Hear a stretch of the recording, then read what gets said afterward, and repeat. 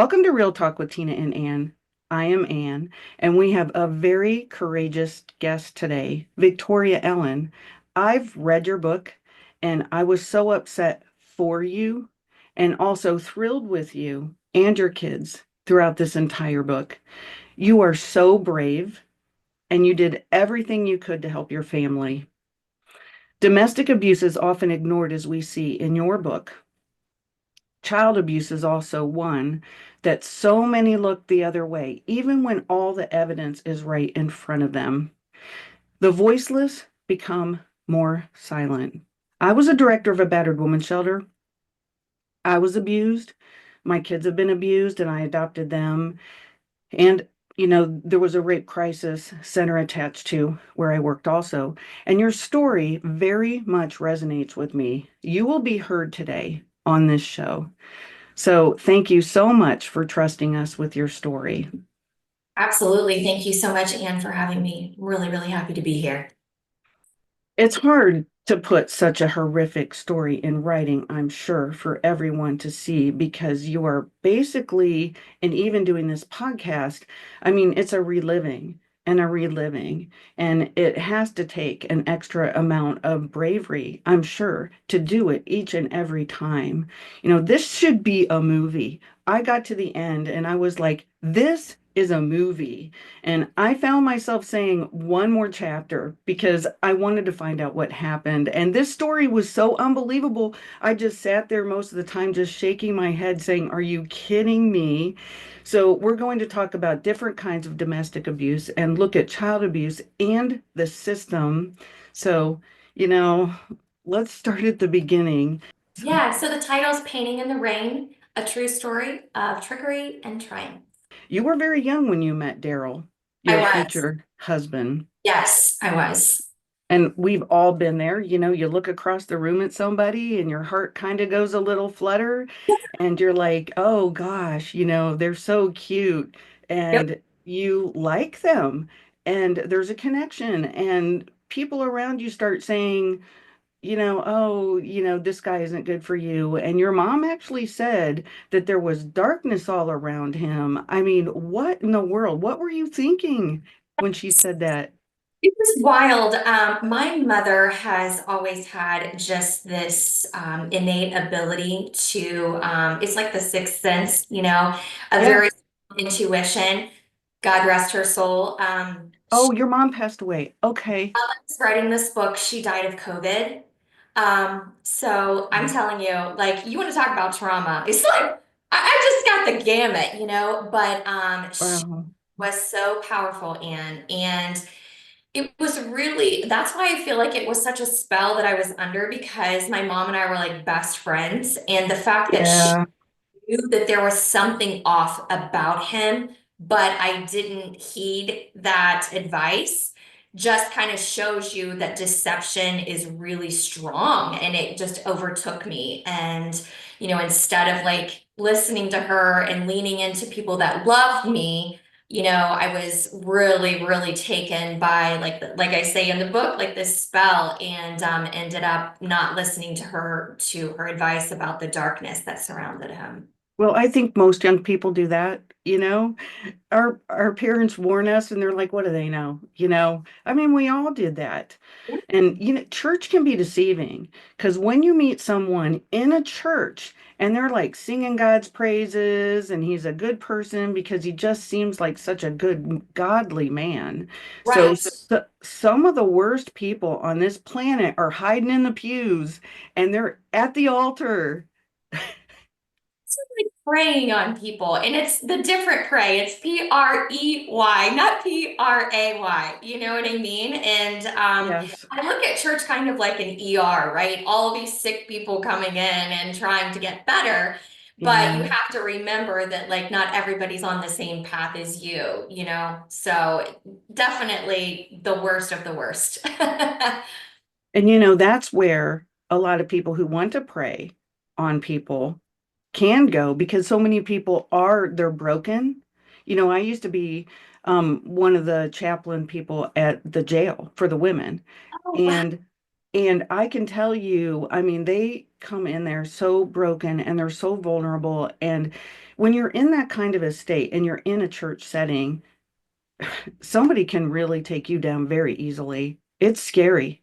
Well, and you consider the mental health disorders that we are up against with narcissistic personality disorder, the fact that, we're dealing with sociopaths here. I mean, these people are very, very ill and they are extremely good at what they do. And so Mm, they know how to read people. And so if they mhm. think that you're weak, if they think that you're naive, if they think that you're a good person, they're going to take advantage of that and exploit your kindness and your Right, compassion and empathy. They love it. right. They target you. You have this big red target on your back. And you were a young, innocent kid at the time. I mean, you wanted badly to do the right thing. So you weren't looking for bad. I mean, you were afraid to disappoint. And there were so many changes and tragedies in your young life, from abrupt move, city to country, Christian school to public school, and your mom almost died. I mean, that was what happened? My mother was in a really horrible Jeep accident. She had just dropped me Mm, off actually for school, and I was doing this carpool because it was so far to get to that private school. And so we would carpool all these kids and we would go, one of the parents would take us, and she had just dropped me off. And it was a super foggy morning, and she ended up not seeing a car that was stopped for a school bus on the opposite side of the mm, road. And yeah. so the fog was just so bad, and she ended up flipping her Jeep multiple times, and they found her hanging upside down by her seatbelt Oh dead. my gosh. hmm And she Uh, had those out of body afterlife experiences, and oh, yeah, okay. it was pretty wild. And she saw the light, all the things. I think that's probably another podcast another day. But when she did end up like coming back, and breath like came back into her body, there was a man there that had pulled her, cut her down from her seatbelt and was with her. And they ended up care flighting her. So, I was really young and Oh, saw her in ICU, and just, it was tragic. Very, very traumatic. and your dad almost died. So after your mom's, a friend asked you how that affected you, and you had not even thought about how it affected you. And in the book, you say regarding all of this, that's enough to make anyone fear loneliness and abandonment. And I lost my dad when I was 11 years old. So I understand that fear of loneliness and abandonment. And at a young age, it can be so encompassing and can drain everything out of you. Do you think that it directed your life for a long time? I do. I really do. It's interesting because, at that moment you're so young, you don't consider it. Then I ended up being really a young adult meeting Daryl. Right. And so I hadn't considered it then. But, as I look back on my life, the book was very cathartic. And I do think that it did change me in a lot of ways. Oh, sure. I mean, really drastically. And then, considering writing this book, when my mom, I actually found both my parents incapacitated with COVID, and I'm an only child. So they both ended up going, into ICU in the hospital, and my mother didn't make it. And so, trying to like unpack all of this, like abandonment and being alone and being an only child, only grandchild. I mean, there's just so much there. And I think that was one of the reasons, and why I felt like, God, like I can't stop now. I mean, the whole Hmm. reason why I started this was so that I could help other people not feel alone. And now I feel so much more alone. So I really need Mm. to make sure I try to bridge this gap with connection. And that vulnerability creates connection. I mean, Brene Brown talks about that in her books. I truly believe that. And I mean, look at you and I. We don't even know each other. We're madam. We're getting to know each other today. But it's amazing how this trauma and just the alone, abandonment almost feeling does create that bridge with people who don't have the connection previously. Right. And we weren't meant to be alone. No, So, no, we were meant for connection. yeah, Yeah. It's hard when our parents go. I mean, it really is. I mean, and you had such a close relationship with both of your parents. So, I'm so sorry for your mom. Um, as I continued to read your book, I noticed that you had a natural reaction to all of this feeling that in your life was out of control. And then you met Daryl in this church. So, how would you have described him before doubt entered in? Oh, very charismatic, Yeah. larger than life personality, Hmm. um, easy easy to like.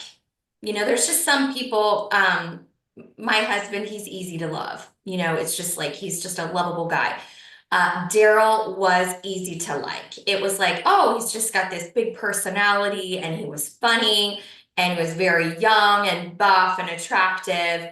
And it was like, wow. And I'm super sheltered, raised in the middle of Yeah. nowhere. And he Yeah. just like, wow, like, oh, this is a dream, right? Out of this Yeah. world. So yeah. And everybody seemed to like him. I mean, when they would meet him, I mean, obviously when you look at my family and my friends and then connecting him with me, Hmm. they didn't like that. But I mean, when you just pull all those layers off and you look at him alone, yeah, I mean, it was just, attractive, funny, and a great big personality. Yeah. He could work a room. There's no Oh, doubt about that. yes, most Yeah. definitely. And he did in his 20s and his 30s and even into his 40s. I mean, he was still working the room. I mean, under all of the guises, right? Under all of the Right. I was so surprised. He would even enter in, to the courtroom that we'll talk about way later. But I mean, just smiling and just, hey, how's it going? I was just like, oh my gosh, who I is this guy? It's wild. And, most people like your filter would kick in and you'd be like, I'm not going to act like that. I've got to, we're here for a hearing and not him. I mean, He never wore the shame or the blame or anything. Never, ever. I don't think he even has the capacity to be really frank with you. And the reason why I think that is because like most of us are not the majority of the population, we're not sociopaths, right? We have Exactly. like empathy and compassion and we know how to read a room and you have social awareness and you just tread softly and he really didn't have that ability. If he did, he fought it, tooth and nail because he wasn't going to show it by any means. And another part of his personality is that he was so convincing. I mean, he used God often too. And I thought that that was horrible. He said to you that God told him that you were supposed to be his wife. So here is what seemed like this wonderful young man who was, he seemed like it at the same time putting very subtle clues out there to who he really was. So, he and his family, they were a little off. Absolutely. They absolutely were. And my mom was calling these shots. It was wild. She was like, oh, this is happening. This is happening. And I'm like, no, I'm like in La La Land. I don't see any of it. Hmm. When you think about your own mental health and Hmm. where you are in your own emotional well-being. It's funny, I say this in the book and I often repeat it that I can tell where I was at mentally and emotionally and my well-being by the people that I was dating. And so Oh, I would wow. attract, I Okay. would attract people, it was like a magnet that were also like not well, masking it or covering it up and using God, no less, which I mean, I just feel like there's a special place for people that want to use God to prey on people. Hmm. Um, I can't believe that he was doing this for so long under the radar. And to your point, utilizing God. I mean, God will not be mocked. That's all I can say. So, Hmm. you know what? I mean, his vengeance, he will have, his vengeance. But for me personally, I was so naive and I was so emotionally just stunted that if and when someone like him says to me, oh my God, you're supposed to be my wife, God told me that you're supposed to be my wife. I mean, wow. Like I was just like, oh, this is wonderful because I didn't know if anybody would ever love me because I had so many issues. You know what I mean? So Oh I'm my not good enough for gosh. anything. And Oh this, my. you know, Well, you saw it.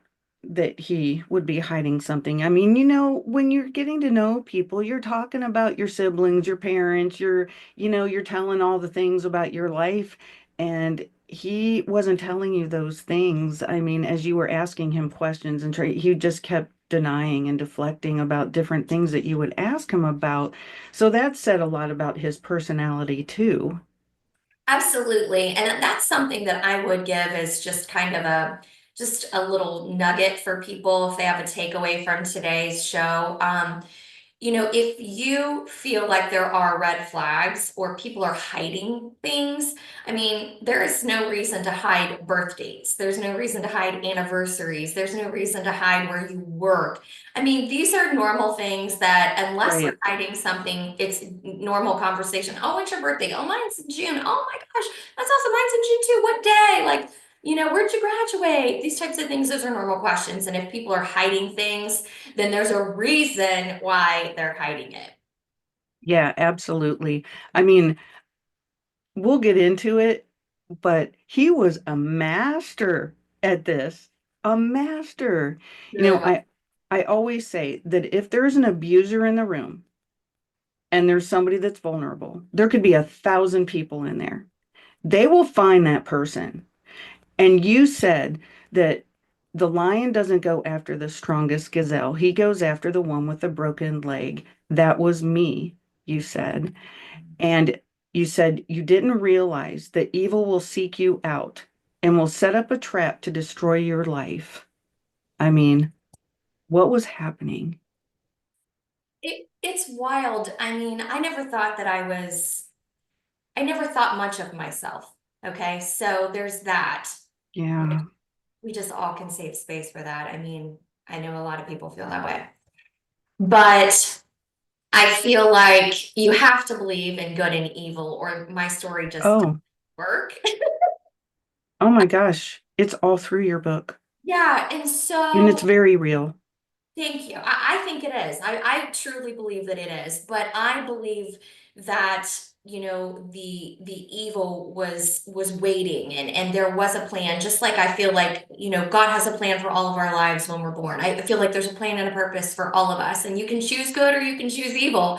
But Right. I feel like evil was very present. And now that I'm a stronger person, I know that my calling is really great and that I'm supposed to really be connecting, Mm-hmm. networking, and using my voice in a really, really big way. And so now Mm-hmm. it makes sense to realize, like, oh, back then there was a plan to silence me. There was a plan to try to stop me and basically to abort my mission. And that's really how I feel. Right. Nobody could ever change my mind just simply because I've been through 20 plus years of hell on earth with this man. And now, like, being able to see from the other side what was going on, really. You can't really deny that there was something at play here to destroy me. One of my favorite ways that he was described in the book was a narcissistic word salad. And I was just like, oh my gosh, that is perfect. I actually wrote it down. Funny when There's, you can't make sense of it. You're it, like, what did they just say? yeah, the more you talked about him in the book, I put one word down on a piece of paper, grooming. He Oh, was a master groomer. I went to Rain's website, RAINN. Grooming is a tool that abusers use to gain access to a potential victim, coerce them to agree to the abuse, and reduce the risk of being caught. And I've been groomed. I have been groomed by someone, and you don't see it coming. And it's an absolute horrible thing to have happen to you. They're making you think that that you are special, but they're gradually luring you into this world of horror. 100%. That definition nailed it, Anne. I mean, I can't echo my sentiments more about how accurate that really is. And I was being groomed. As a matter of fact, all of his victims were being groomed. Absolutely. Oh, yeah. In a really scary way. So here you are with this man, and it's like you're in a tornado, and then all of a sudden, your relationship takes a much deeper turn because you guys are now permanently connected. So what happens? Yeah, so I ended up getting pregnant with my son, and in my mind, I Mm-hmm. needed to make it right. Mm-hmm. And I wasn't convinced that I should Right. marry him. So over the course of those 3 trimesters while I was pregnant, it was like I was with Daryl. I broken up with Daryl second trimester, and then I was back with Daryl in the third trimester. So I Mm-hmm. was starting to be able to see things and see clearly. But then, like, he started all of the love bombing, sending me flowers and sending me gifts and how much he loved me and he wanted to be an amazing father and a wonderful husband and all of the empty promises and the love bombing just overwhelmed me. And I ended up getting married just a few short days before I was due, moving to a new city, a new home, being married, and a new mom, all within a nice whirlwind of about 10 days. Oh So, my gosh. I didn't realize it was 10 days. Oh my gosh. That's yeah. so much. I mean, you just described the cycle of violence.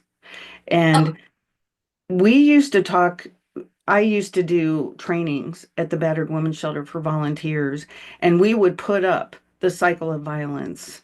And that's exactly what would happen. I mean, they would be so wonderful. They would lure you in, and then all these things would start happening, and maybe some abuse would happen that was like, wait a second. And then they would come with all these, oh, I love yous and the roses and everything, and the honeymoon phase would last for a period of time, and then it would all go again. that's it.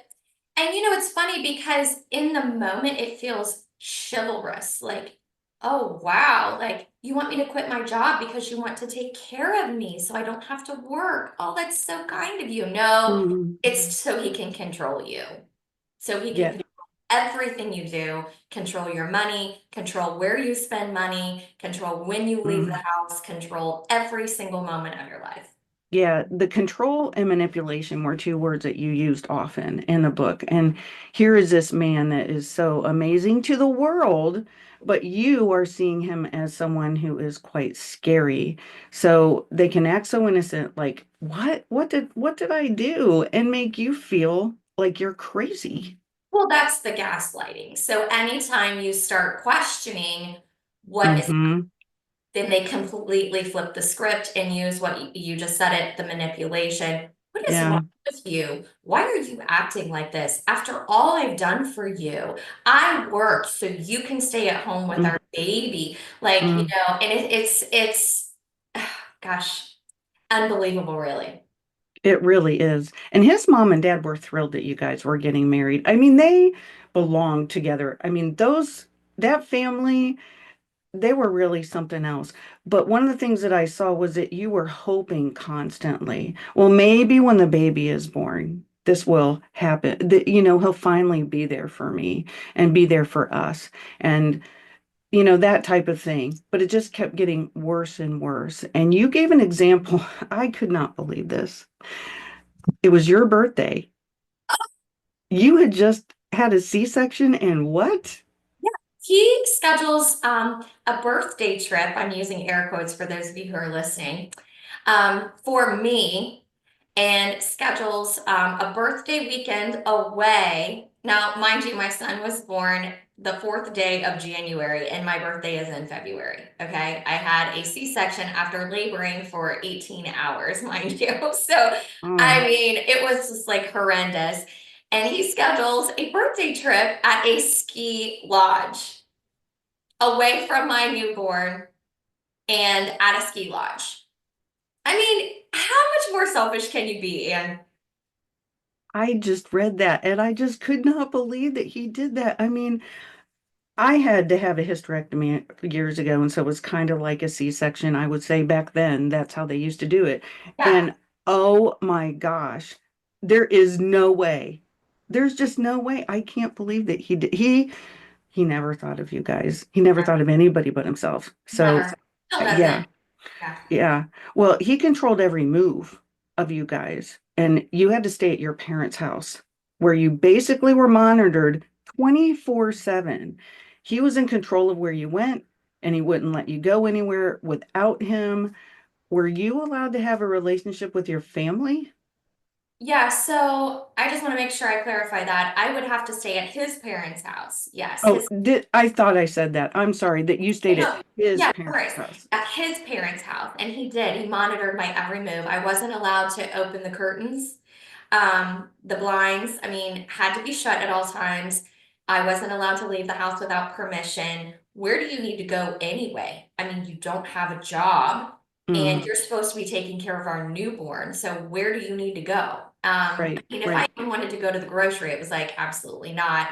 And that just continued to ratchet up over time. And then it's just, the taking of my keys, hiding my Right. not letting me go. It's just, I mean, so much control. Oh my God. It was unbelievable. You're right. Yeah. Every single move was controlled.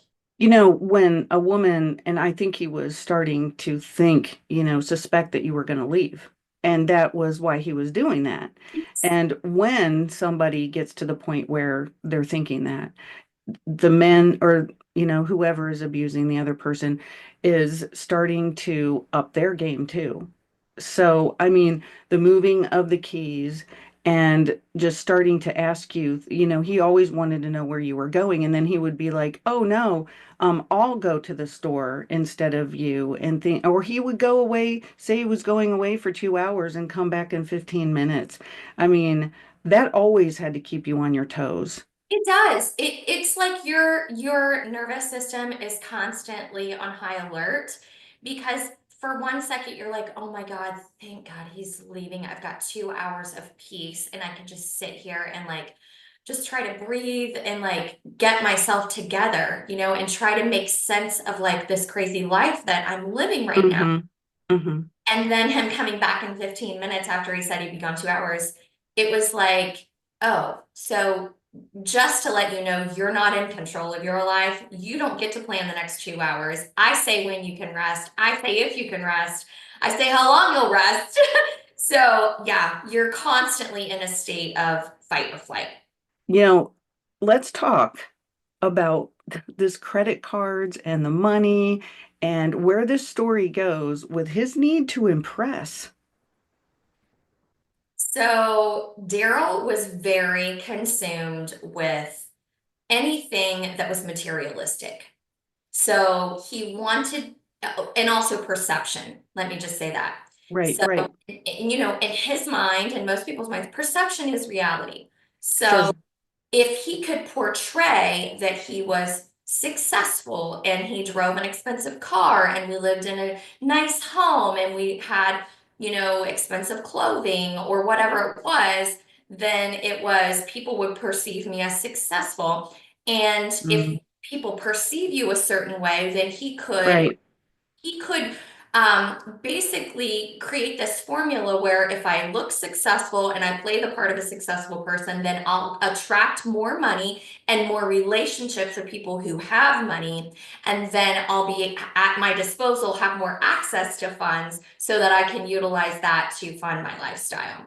And so he would drive our friends' cars because he was really close with these people and he was young. And like I said, he just had this forked tongue. He was so manipulative and he could just sway people into doing whatever he wanted. So he's driving Dodge Vipers and he's driving Hummers and he's driving these expensive, like racing BMWs and all these cars that just cost an exorbitant amount of money. Meanwhile, we can't even afford to like buy our groceries. And so he would take my credit cards and buy groceries and pay the electric bill and pay the water bill and buy clothing and whatever he wanted and put it all on the credit cards because I actually had credit because, My mom taught me how to manage money when I was growing up, and I had a savings account and a checkbook. And so he just wanted his name on everything. And of course, we're married, so Uh, I have to be, submitted to my husband. And aren't you going to be a good wife? And don't you know what God's word says about a wife should submit to her husband? And so then he used the word to just beat me over the head. And it was like, well, this is what the Bible says. And if you're not a good Christian, you're not going to obey the Bible. And it's like, oh, in the battered woman shelter, that was the word. And the Christian women would come in and they felt so awful. They really believed that they were going against God. And it was beat into them, not just by the husband, but also by the church, that yes. they needed to listen to him and do what the husband said. That's exactly right. And you got to think about how we program our minds, right? Repetition over and over and over and over and over again. You're being told that Yes. you are going against God, not going against man, because this person is supposed to be like operating like with God as his head. So if he's submitted to God and you're submitted to him, then oh my gosh, you don't want to go against God. And it's such a manipulation of what the Mm, Bible even is. So if you yeah. don't know anything about the Bible, then you would be like, who would want to have anything to do with God anyway? Because this is like a horrible life. But the problem Hmm. is, none of it was actually used correctly. It was all manipulation and control for selfish gains so that they can get what they want, which is more control and being able to just have people as pawns. And so it was a sick, vicious cycle that I was stuck in. And then finally being able to come out of that, and you start to slowly come out of that fog. You are literally Yeah. under this spell and you can't even think clearly because you have been brainwashed. It's a cult. Yeah, it really is. And plus, he was beating you down all the time. So, I mean, your mental and emotional state was so low. He wouldn't even let you leave the house without sweats and with sweats on or something like that. I mean, you had to look perfect at all times. And if you didn't, he would put you down. And then he wouldn't even let you cry.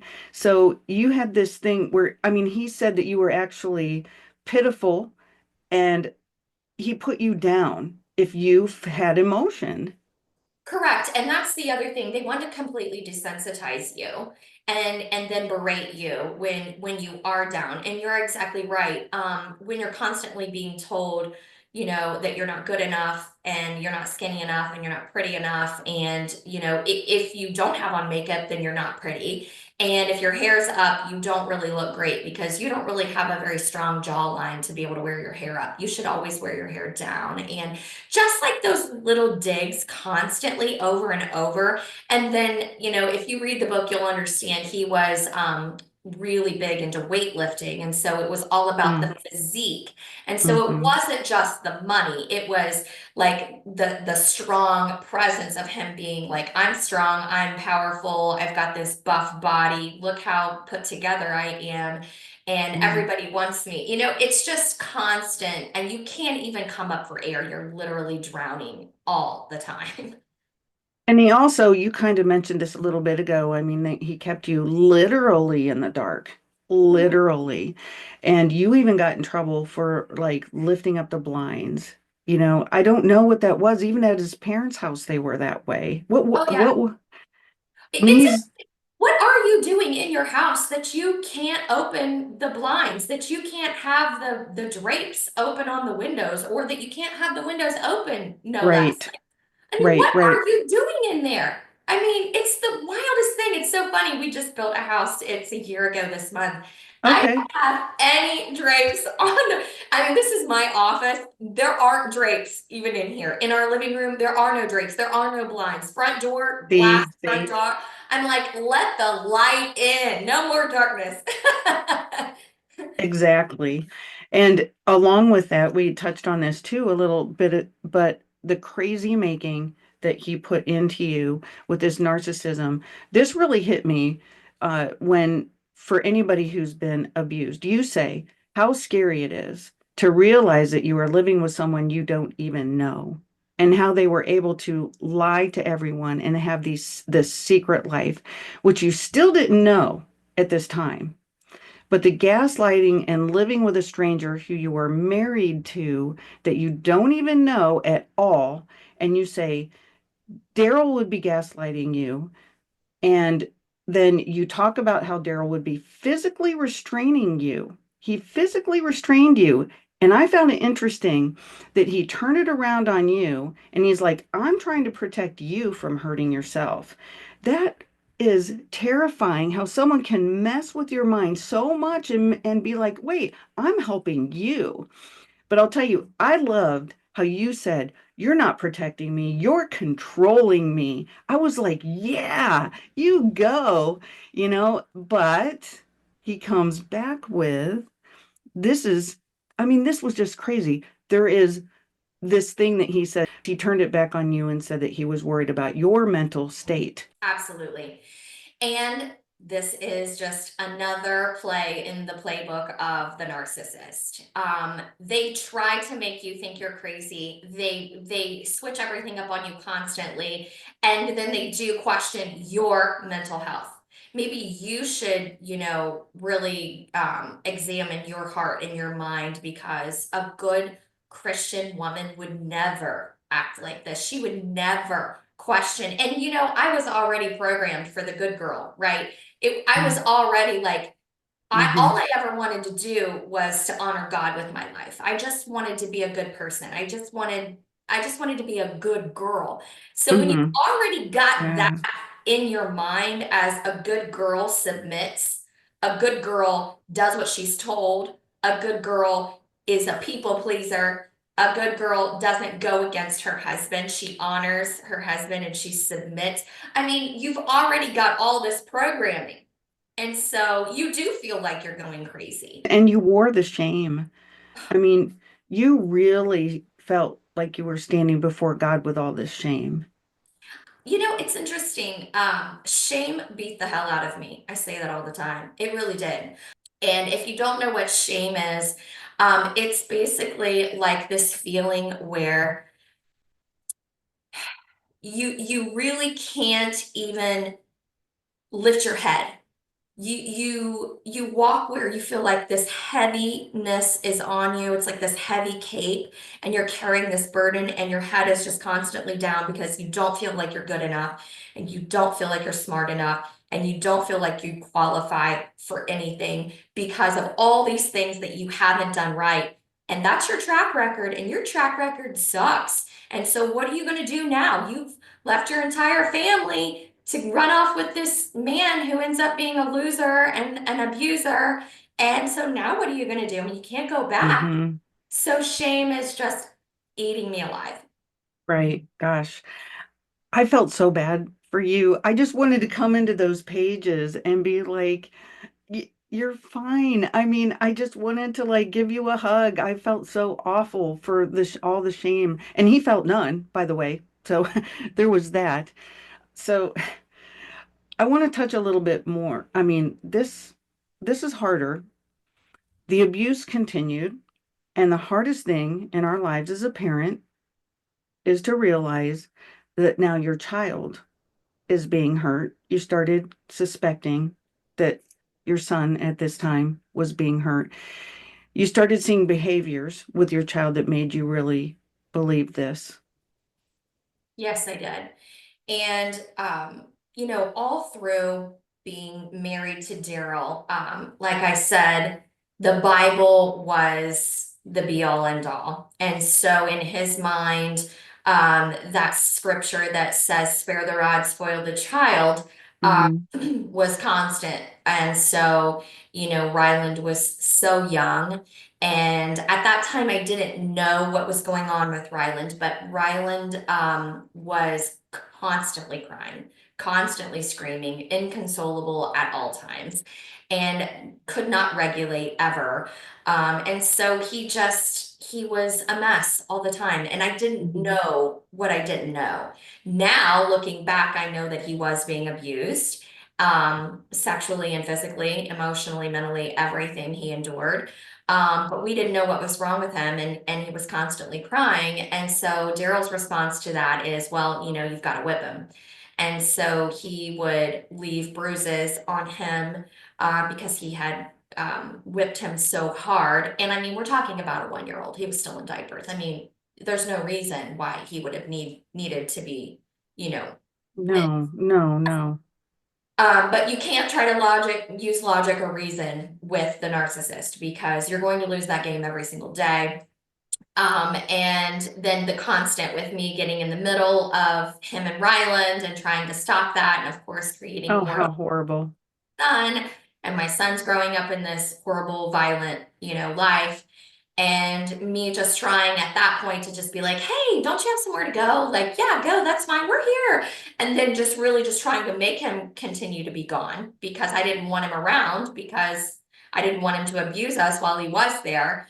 So yeah, it was horrific, but the behavior that he was displaying ultimately started leading me to believe that he was also being sexually abused. His mom made a reference that gave me the chills. She said that you could hide the abuse, that things could be happening and nobody see it. Yep. That Wild. is, I'll tell yeah. you, looking back on all of that, writing this book, it was one of the hardest chapters I had to get through, and to be really honest with you and Oh, I bet. and Janice Heisel is my co-author. I actually hired her. Initially, it was like as a ghostwriter. But we ended up, can you imagine telling your life story to someone over the course of a year and a half? I mean, you become really close and we became very good friends. And I tasked her with some things like this stuff because I couldn't go through all of the files again and again and again and again to pull up like all the documentation from Mm-hmm. reports, Mm-hmm. investigations, children's services, a lot of those things. And even this question about his mother, even, basically forewarning me. And it was like she was saying, like, oh, this can happen. So you have to be so careful. That's why we don't let anybody else watch our kids. No, the reason why you don't let other people watch your kids is because you're abusing them. And then if other people were to see them, then they would know that they were being abused. So very sick, very sick, and I mean, total perpetrator. So what do you So do? do you believe that she had knowledge of everything that was happening? I do. That's my belief. There's no way to prove that. Um, Right. I do believe she did. It almost felt in those statements that she said that she was a part of it. Oh, I believe. Oh, she was. She was. She was a part of Yeah. it. She was a part of Yeah. it. And what's interesting, I was scared to death because I had an attorney that I hired to go through the book because when you are involved with this many court cases, and for this extended period of time, it's hard because I mean, this, and having the battered women's shelter, but you really have to be careful what you say because of, a defamation lawsuit or what Oh, be brought against you. She is deceased, so I don't have to worry about any of that, but she was absolutely one of the named oh. abusers. And so it's very difficult because this person that's saying, hey, you need to keep your kids safe is actually the person that's preying on your child. Oh So my makes gosh, that's so scary. so scary. And it's the people who are close to your child who's hurting them. So how messed up is that as a kid? The people that are supposed to be protecting you when when they're watching him are the ones who are actually hurting him. Well, and I've learned through therapy over the years, and this is an excellent point. I was so confused because I couldn't understand why my son would say that he missed his dad, like when he wasn't around. Yes. I was so completely confused because I thought, you know that you're being abused by him and all of these people in this family, and you miss them. But it's Mhm. like it's in our DNA, right? It's in our person to want to be connected to our parents. We want to be Yes. loved by our parents. We miss our parents. I mean, there's things that people have endured from their parents that are just unspeakable, but they still miss them because they miss what they Hmm. wanted to have with that person. And Right, right. that's what's so like perverse about all of it because he did miss his dad, even though his dad was a perpetrator and an abuser. Yeah, I mean, that's common. It's common even with people who it's not a direct family member. I Right. mean, sometimes when there's a lot of abuse to somebody, there's actually some kind of a connection. And I mean, it's a real thing that Oh, happens to a lot of people. absolutely. I'm not sure why that happens, but I think when people hurt us, it hurts us so deeply, and our emotions are so connected. And it like if there's hate, there's love. If there's, and I think that it just kind of triggers all of that within us, and it creates some kind of a connection that's definitely unhealthy. 100%. There's soul ties there for sure. Now, in a point in your book, you start talking about friends who started to see things. What did you feel about, I think it was Meredith who noticed the bruises, and then you also had somebody that offered to marry you. I mean, they wanted to rescue you. So you had friends who really wanted to help. I really did. I had a great group of friends that Um, I don't know. I still feel like, wow, I'm so blessed, like to have people like that in my life, that loved me enough to, I mean, when I was pregnant with Ryland and I was going through that phase of, I don't know if I should marry him or not. And to your Right. point, my friend was like, oh my gosh, like I would love to marry you. Like I would take care of you and this baby, like absolutely.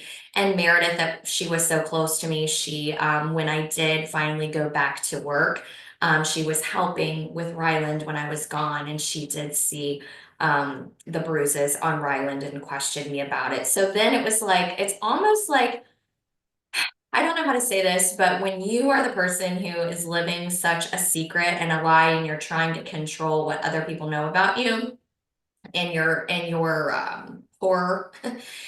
Hmm. Once someone knows, it's almost like a relief. Does that make sense? Sure. No, Like sure.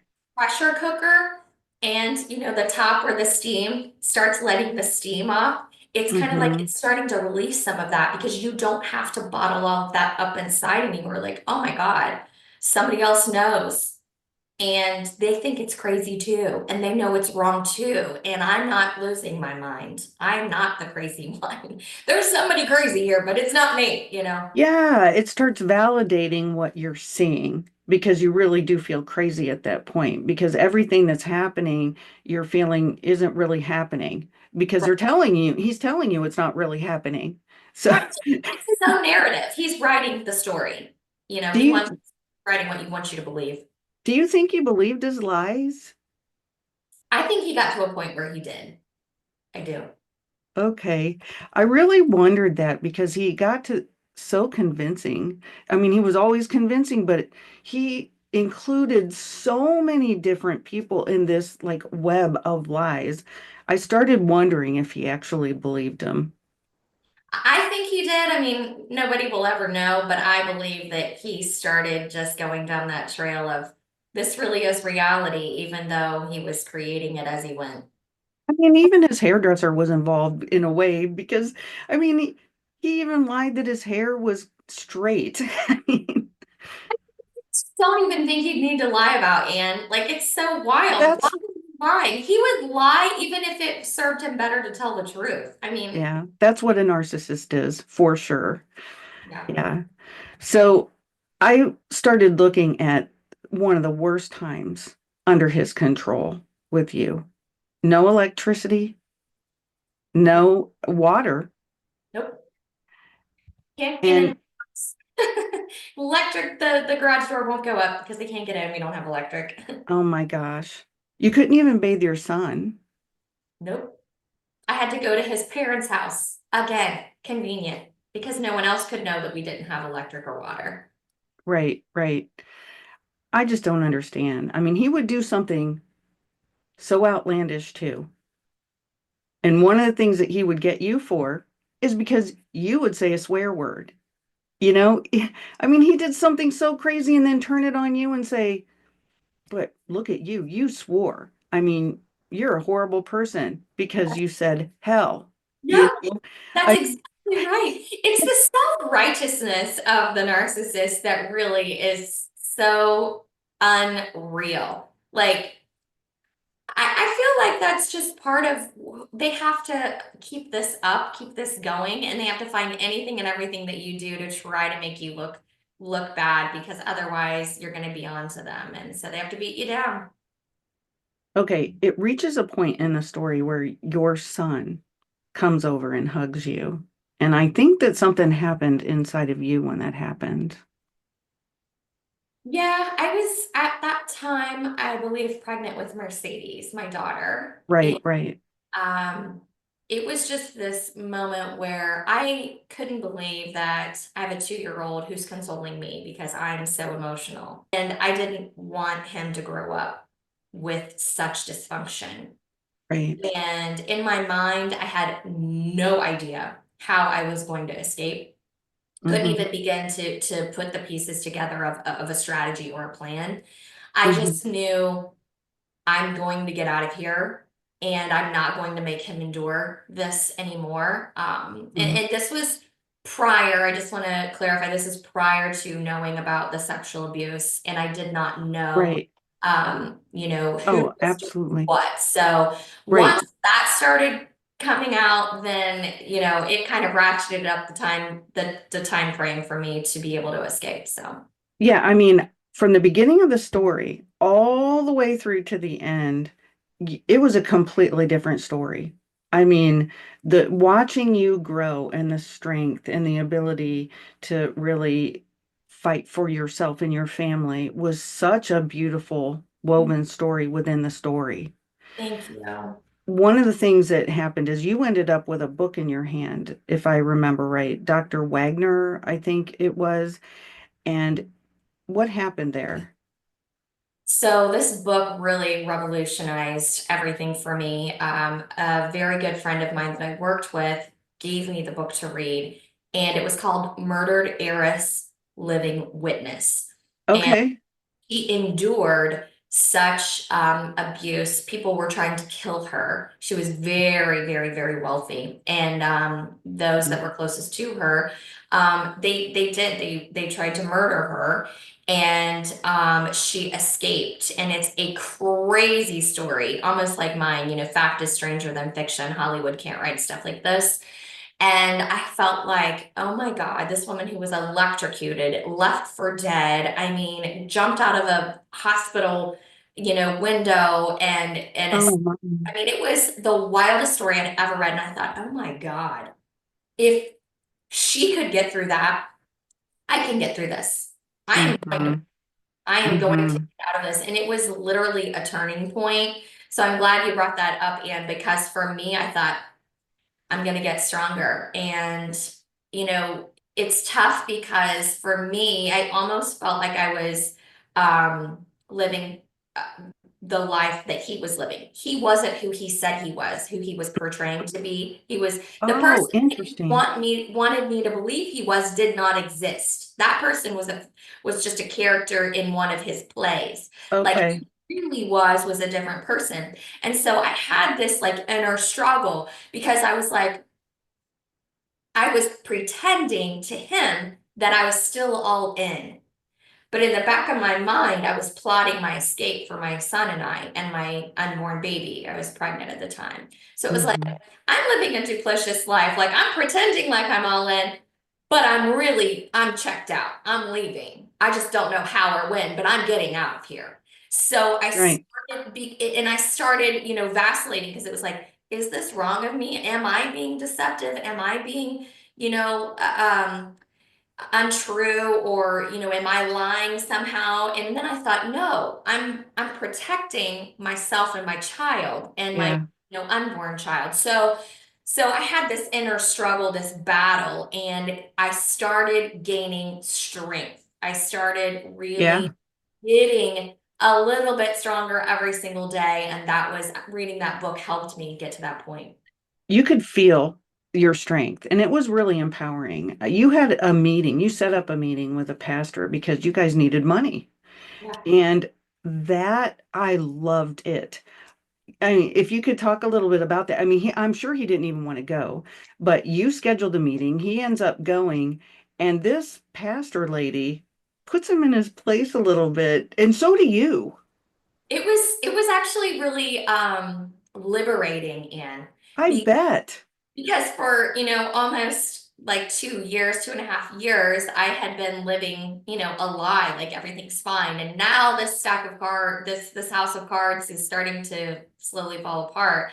And so when I went to her, I knew that she was a no nonsense lady. And Right. I knew Oh, that, she was. yeah, and I knew that he was so worried about what she thought that if he didn't show up for the meeting, that it was going to make him look bad. And remember, Mm, it's all about appearances. So he doesn't want to sure. going to look bad. So he's Yeah. going to show up to the meeting. And yeah, basically, she just called him out. She called him on the carpet on everything. She's like, you're not being a good husband. You're not being a good father. You're not even paying the bills. You're not taking care of your household. Like, Yeah. you're supposed to be doing all of these things. You're not doing any of it. Like, you need to get it together. And I mean, it was for me, I was just like, yes, like I've been saying this. He's not listening. And you used, I think it was you who used the scripture against him. Yeah, Is and that correct?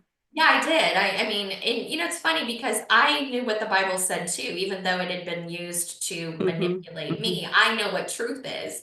And it's like, well, you're supposed to be the head of your house and the priest of your home. That's what the Bible says. So why aren't you taking care of your family? And why aren't you, you know what I Yeah. mean? The husband is supposed to love his wife the way Christ loved the Love the church. church. That's exactly right. And I did. That's what the scripture says. I mean, it does say Exactly. love your wife like Christ loved the church. But well, hello, God gave his life for the church. So it's like you're not giving up anything. Everything's about you, you know? It really was. It really was.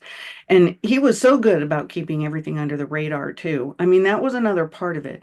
You say at one point in the book that he never threatened you, he never struck you, and he was doing everything to make you look like you were the crazy one. So, I mean, the police got involved and his friends show up. And I just was like, what? And every time everybody believed him and it made you out to be crazy. And he actually said that he didn't feel safe handing your son over to you. That's exactly what he said. It's wild. I mean, you feel like you're living in the Twilight Zone. I mean, you really do. You're like, is anybody here like, is everybody in my world like against me? Like, what Uh, is happening? I mean, the yeah, police show up and it's his friends that are the police officers that show up. So, I right. mean, you can't even call the police and get help. I Just know. I was just like, what? So, how did you finally leave him?